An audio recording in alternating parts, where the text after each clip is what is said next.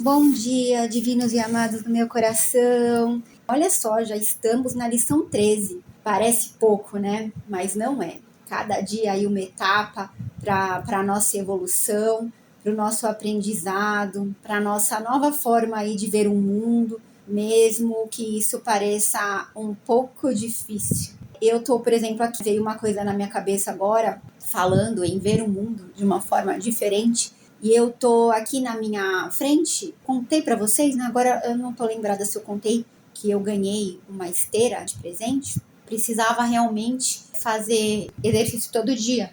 E eu não estava conseguindo todos os dias ir para academia. Então tem me ajudado bastante aqui a esteira. Acho que eu contei, né? Por isso que eu tenho que descer a persiana para não deixar ela quente. Então, acho que eu contei. Mas então, aí mesmo com a persiana que baixa, tá vindo tem um espaço entre uma persiana e outra, e tem o sol entrando nessa parte um pouquinho. E ele tá fazendo um reflexo da esteira no piso de porcelanato, que é clarinho, e tá perfeito assim. A esteira tá fazendo um reflexo ali no chão. E eu pensei, né, agora em ver um mundo de forma diferente. Como isso pode ser difícil para a gente entender, na verdade, aqui uma analogia aqui com o reflexo da esteira, que ela está sendo refletida, mas ela está sendo refletida de ponta cabeça. Ela poderia, nesse caso, não ser entendida, né, por ela estar de ponta cabeça, ela perder a função dela por estar de ponta cabeça, entre outras coisas. Mas é só realmente uma analogia que a gente está vendo uma forma de uma esteira refletida no chão.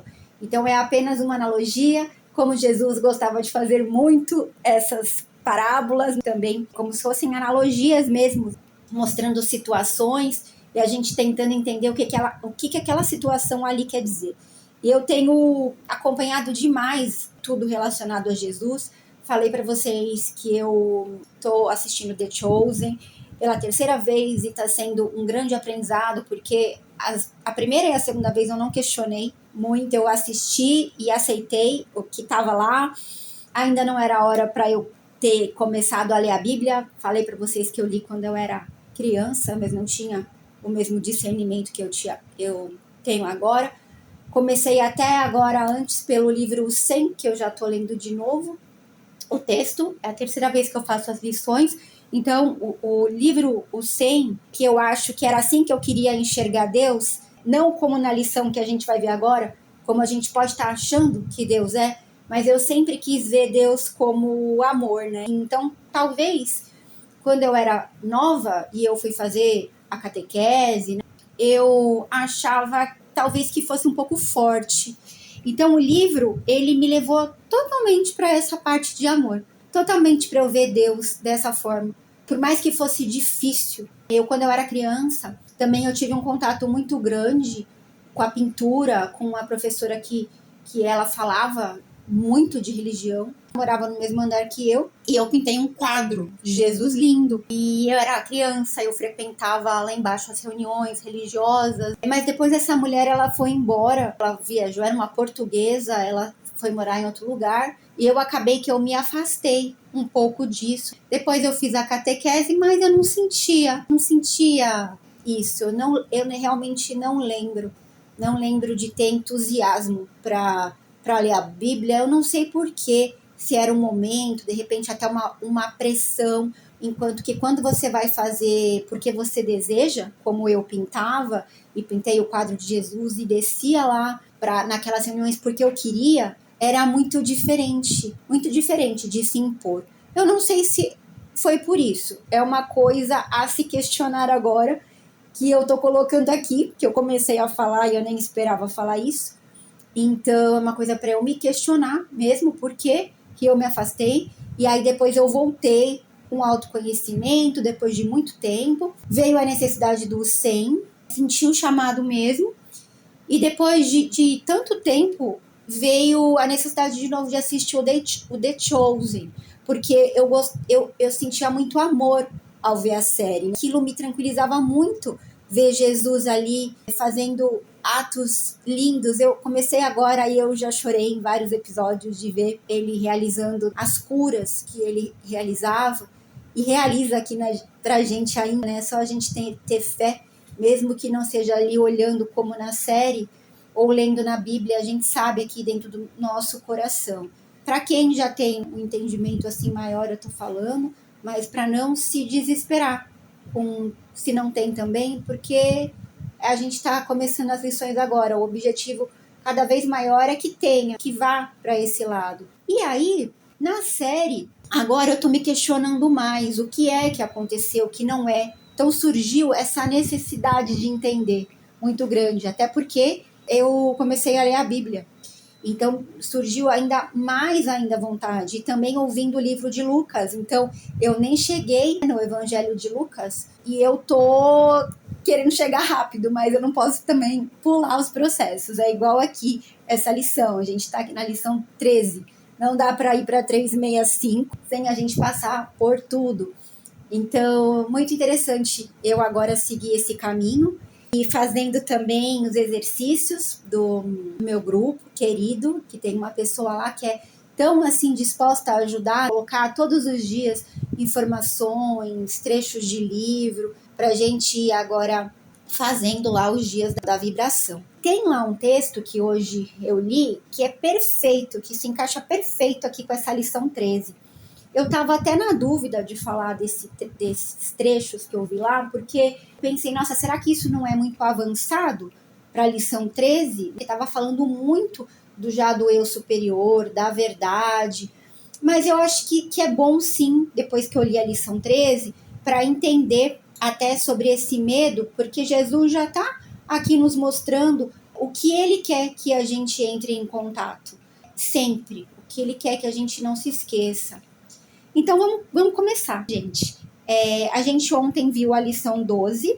Me contem aqui, se vocês quiserem, se vocês conseguiram fazer o exercício 3 ou 4 vezes, ele colocou aqui, para a prática é o suficiente. E a lição 12 era: eu estou transtornado porque vejo um mundo sem significado. Então, se vocês quiserem colocar aqui, se gostaram desse título, se entenderam, se passaram por alguma experiência que possa ter a ver, se a própria lição, que é que a gente entenda esse mundo sem significado, se você teve algum sinal, me contem aqui. E aí hoje, gente, a lição 13 é: um mundo sem significado gera medo, né? Ontem eu estou transtornado porque vejo um mundo sem significado.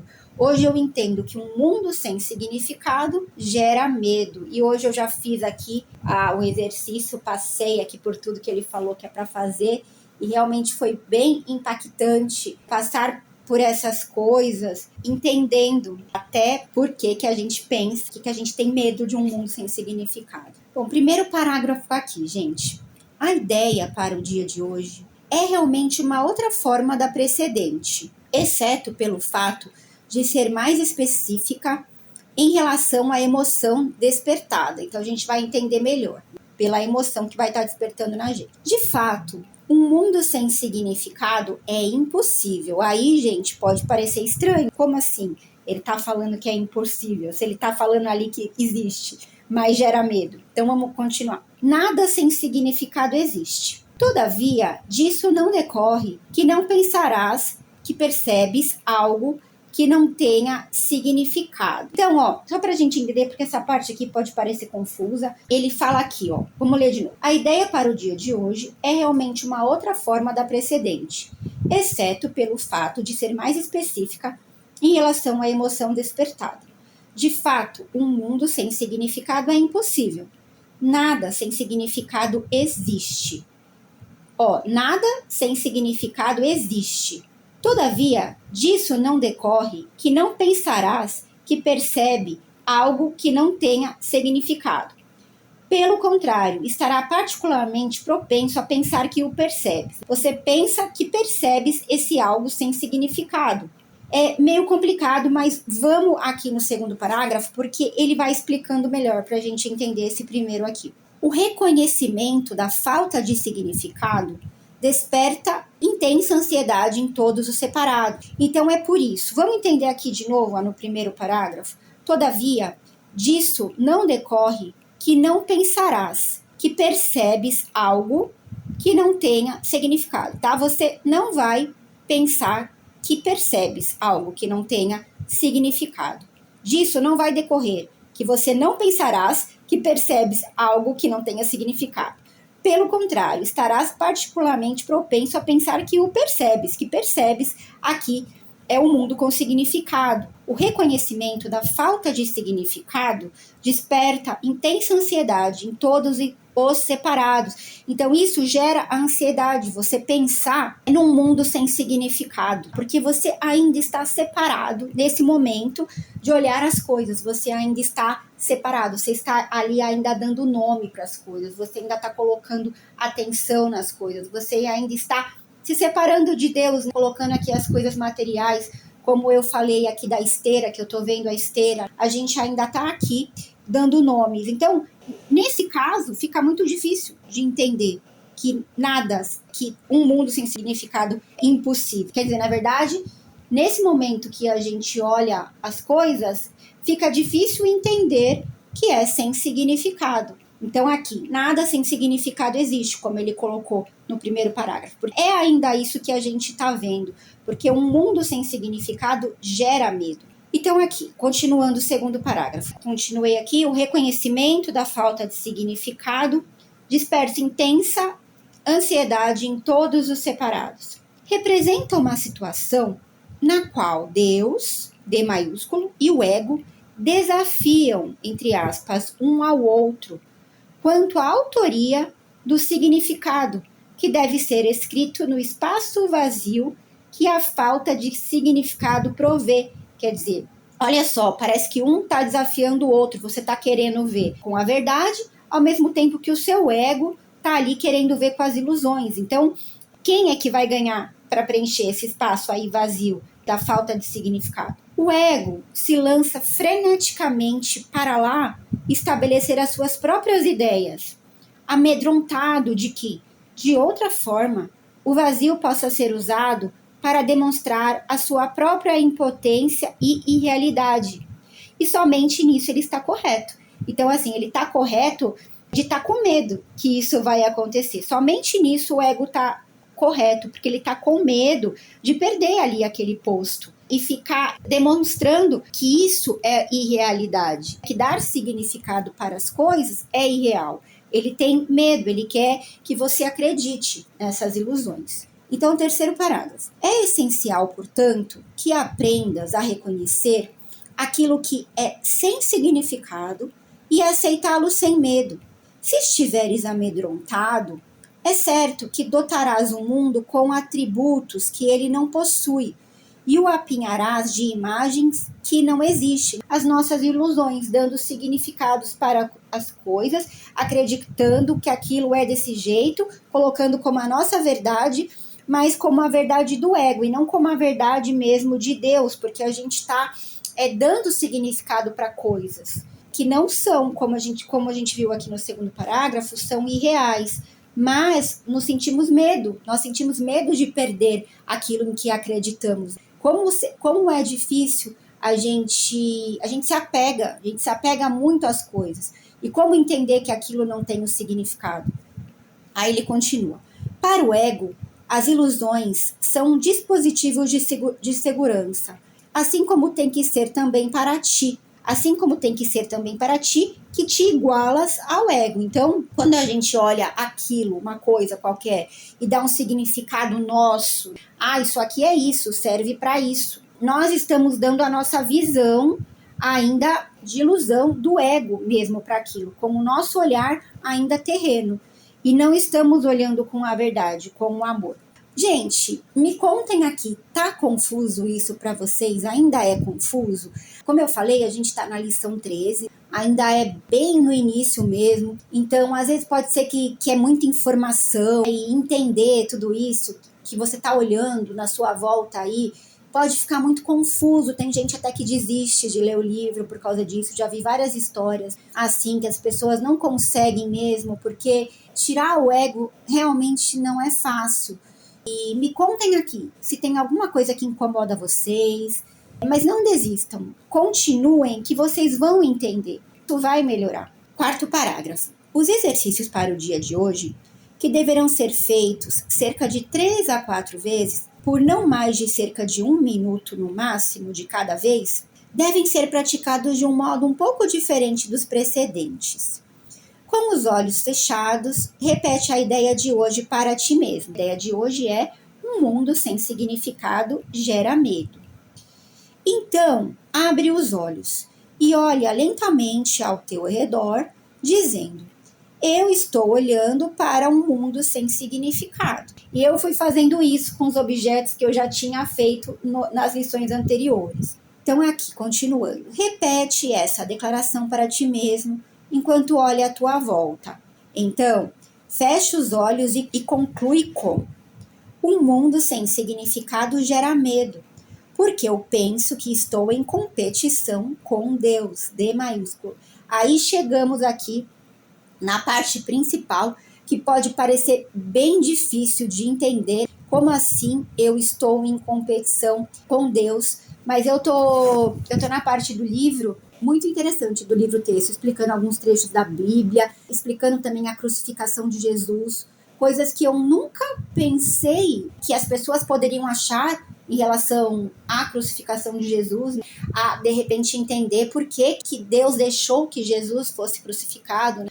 Mas olha como isso repercutiu de forma tão intensa até hoje, e as pessoas entendendo que Jesus fez isso por amor, para mostrar que mesmo com a maldade, que as pessoas não sabiam o que estavam fazendo, porque eram totalmente inconscientes, essas pessoas, assim como tem muita gente hoje que está na guerra e brigando e fazendo maldade sem nenhuma consciência do que está fazendo, né? E é muito triste como aquelas pessoas naquela época estavam com a maldade dentro delas.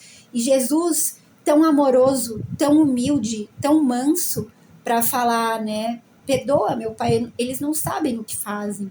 E eu nunca tinha pensado, eu li o livro, agora passando de novo, eu vi isso e eu tô na Semana Santa, que a energia é muito forte, então é muito impactante ler isso e de repente ter essa ideia de um Deus punitivo, de um Deus inimigo, de uma competição com Deus, porque você fica querendo agir do seu modo, você tem medo, né? Você tá entrando em competição com Deus, com isso, porque Deus quer do jeito dele e você quer com o seu ego do seu jeito.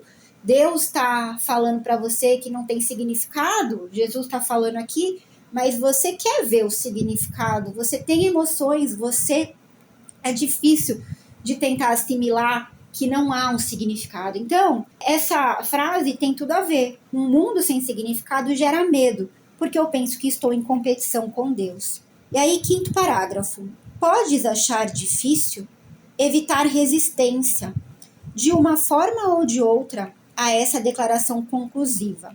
Gente, só para comentar aqui, eu falei que estamos na Semana Santa, mas eu ainda não comecei a publicar, tá? Então, quando eu for publicar os áudios, eu ainda não tive tempo de parar, de organizar o canal, mas assim que eu começar a colocar, vai ficar um pouco diferente da data que eu estou e que vocês estão, na hora que estiverem lendo. Mas tudo bem, porque cada um também vai ler, vai ouvir, eu acredito, num tempo diferente. Então tá tudo bem, aqui a gente não tá no tempo linear, né? A gente tá no tempo aí de Deus, do Espírito Santo, que é na hora que for para eu publicar tudo isso. Então aqui, ó, quinto, podes achar difícil evitar resistência de uma forma ou de outra a essa declaração conclusiva. Como eu falei, aceitar ou achar que você está em competição com Deus.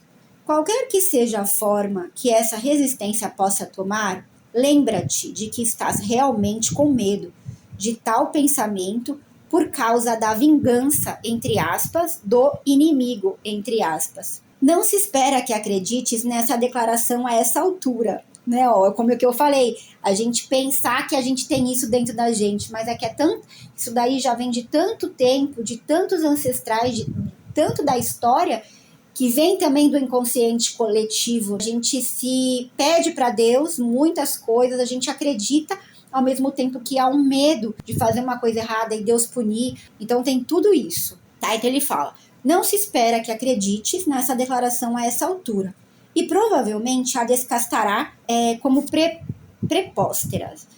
Deixa eu mostrar aqui para vocês o que significa essa palavra aqui no dicionário. Aqui, gente, é algo invertido, desordenado, contrário à ordem natural. Então a gente pode achar isso, tá? Dessa ideia aí que ele tá falando pra gente.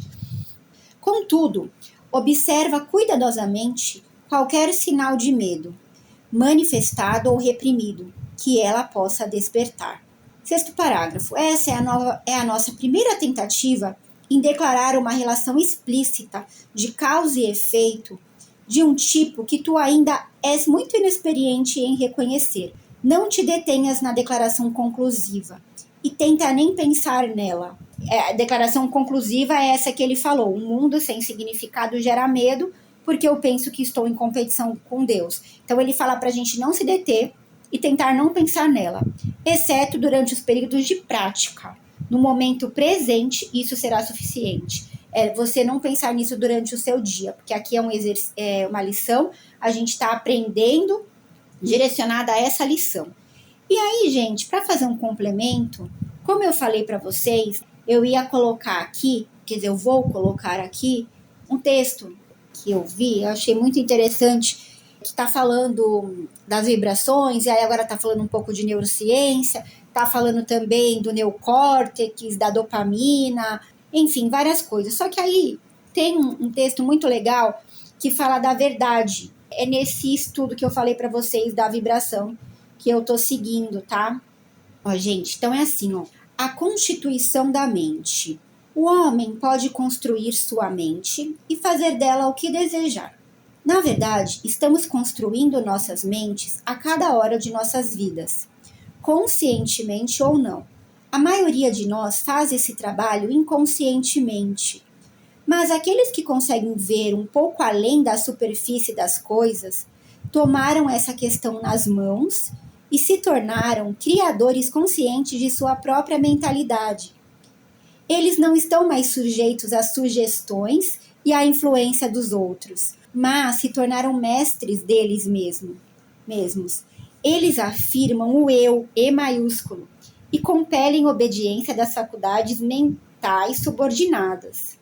O eu, maiúsculo, entre aspas, é o soberano da mente, e o que chamamos de vontade é o instrumento do eu, E maiúsculo. É claro que há algo por trás disso, e a vontade universal, veio maiúsculo, é maior que a vontade do indivíduo.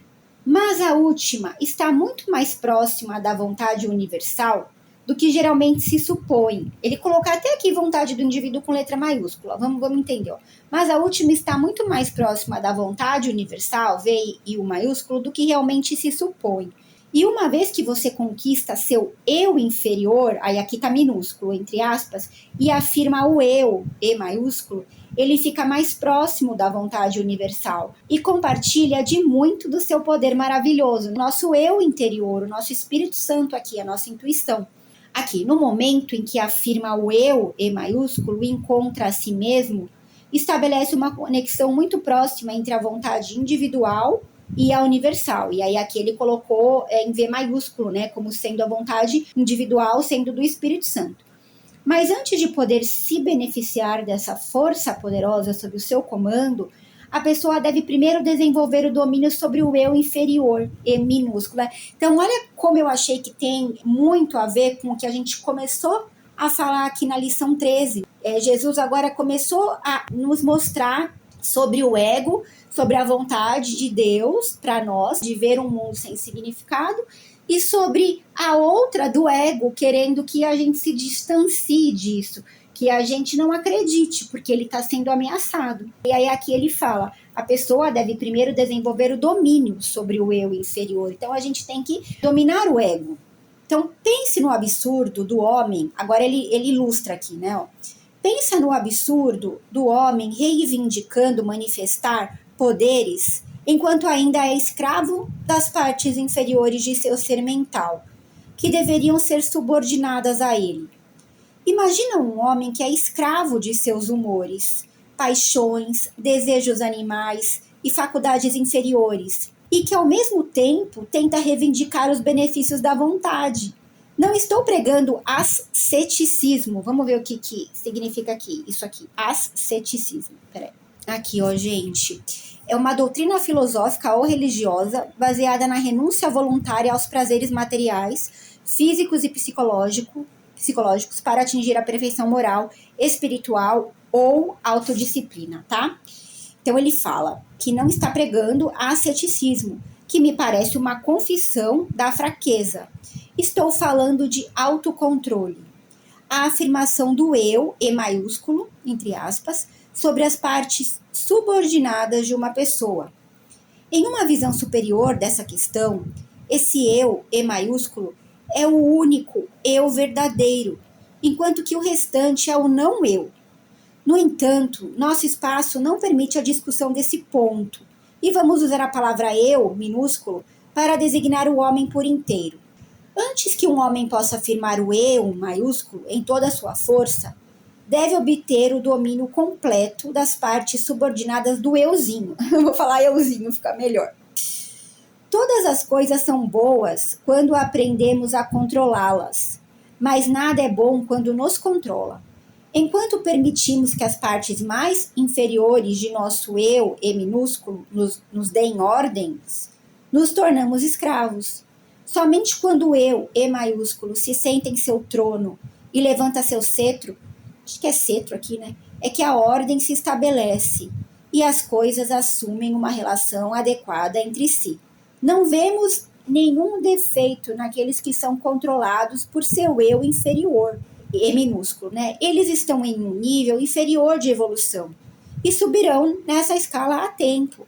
No entanto, estamos chamando a atenção daqueles que estão prontos para o fato de que o soberano, S maiúsculo, deve afirmar sua vontade e que os súditos devem obedecer. Ordens precisam ser dadas e cumpridas. As rebeliões devem ser sufocadas e a autoridade legítima imposta.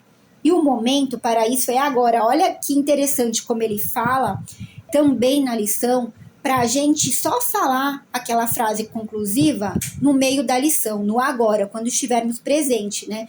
Para que a gente entenda melhor do que ficar repetindo durante o dia, quando ainda não estamos prontos para isso. Então, estamos sendo trabalhados aqui. Está falando aqui que quem não sabe ainda, não está ainda a tempo, mas a gente que está estudando, então nós estamos prestando atenção nisso. Então, ó, você tem permitido que seus súditos rebeldes mantenham o rei longe do trono. Você tem deixado que o reino mental seja mal governado por faculdades irresponsáveis. Você tem sido escravo do desejo, de pensamentos indignos, da paixão e da negatividade. A vontade foi deixada de lado e o desejo inferior tomou seu trono. É hora de restaurar no reino mental. Você pode impor o controle sobre qualquer emoção, desejo, paixão ou qualquer categoria de pensamentos com a afirmação da vontade. Você pode ordenar que o medo vá para os fundos, que o ciúme saia de perto, que o ódio suma de vista, que a raiva se esconda, que a preocupação pare de incomodá-lo, que o desejo descontrolado e a paixão se curvem em submissão e se tornem humildes escravos em vez de mestres. Tudo pela afirmação do eu, E maiúsculo. Você pode se rodear com a companhia gloriosa da coragem, do amor e do autocontrole da mesma maneira. Você pode sufocar a rebelião e assegurar a paz e a ordem em seu reino mental ao proferir suas ordens e insistir em sua execução. Antes de marchar em direção ao seu império, você deve estabelecer uma condição interna adequada, que demonstre sua capacidade de governar o seu próprio reino. A primeira batalha é a conquista do eu inferior pelo eu verdadeiro. Gente, eu não sei da onde, eu tava aqui pensando, eu não sei da onde que é esse texto, tá? Ele tá aqui, ele deve ser de algum livro. Depois, se eu encontrar, eu vou colocar aqui o crédito da pessoa que escreveu isso aqui. Mas como eu li apenas um trecho aqui do livro, que é da Constituição da Mente, tá? E essa afirmação que ele fala, pra gente falar, sempre que vier alguma situação que você, assim, do seu dia, que você comece a perceber que você está pensando de forma ruim, né? Olha, depois a gente vai falar muito dessa palavra perceber. Mas por enquanto, como é no início, dá para usar ainda, porque até Jesus está usando muito essa palavra. Mas é assim, quando vocês sentirem assim, que estão indo para pensamentos negativos, que a emoção está vindo de forma ruim, você afirma: eu estou afirmando o controle do meu eu verdadeiro, E e V maiúsculo. E aí você vai entender quem está no controle, que é o rei. E você não vai estar deixando que os escravos, no caso ele está falando escravos aqui, ele deu uma ideia que nós poderíamos estar sendo escravo do nosso ego agindo assim, né? Então a gente está deixando que essa cadeia de coisas ruins se tornem muito forte dentro de nós, né? Quando vai gerando emoções ruins.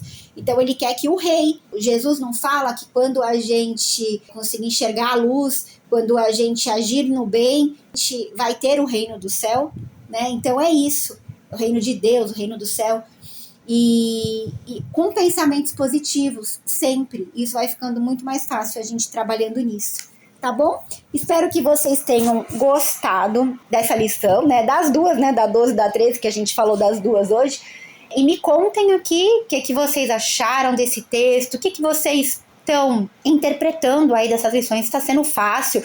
Se depois de fazer essa lição aqui, conseguiu entender melhor, de repente até a anterior, tá bom? Me contem aqui. Hoje foi super longo, né? Mas foi muito bom. Espero que vocês tenham gostado. Fiquem com Deus, então, gente. Curtam o áudio se vocês gostaram, tá? Compartilhem aí com alguém, de repente, que você conhece e que tá precisando aí entender melhor como chegar mais próximo de Deus, tá num caminho aí das emoções ruins. Por que não a gente ajudar as pessoas? É lógico que elas vão ter que querer, elas é que vão ter que tomar a iniciativa. A gente pode mostrar o caminho para elas. Acho que eu já falei para vocês que eu gosto muito de dar livros e a pessoa vai ler quando ela quiser. Então é isso, é mostrar, é compartilhar sem pretensão nenhuma. Na hora que eles precisarem, vai estar ali para eles virem, né? Para eles virem. Então é isso, gente. E se inscrevam no canal, se ainda não são inscritos, tá bom? Fiquem com Deus. Um grande beijo no coração de vocês e até amanhã. Tchau, tchau.